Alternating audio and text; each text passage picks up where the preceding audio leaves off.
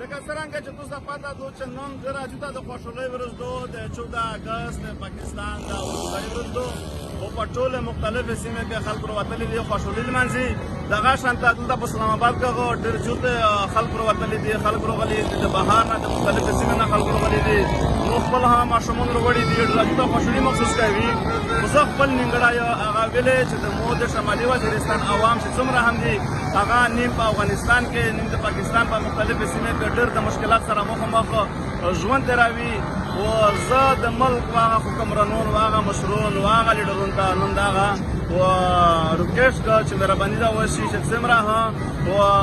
د میر ملک چې عوام دي چې دا غونډ په 1000 وي و دا ټول په اتفاق مونږ دغه خوشحالي لمانځي نن هغه خلک کوم دی هغه ډېر افسوس اظهار کوي چې یاره د میر په ملک خوشحالي دي او هغه خلک کوم دی هغه د مشکلات سره ژوند تېروي نو زه دا وایم چې دغه خلک ټول په 1000 وکتل شي په اتفاق مونږ چې کله هغه د میر په ملک اتفاق وي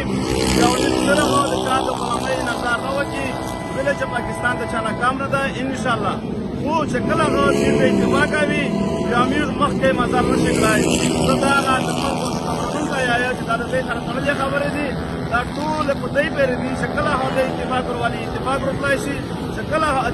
عوام په اتفاق کوي هغه په اتفاق کولای شي چې کله هغه خلک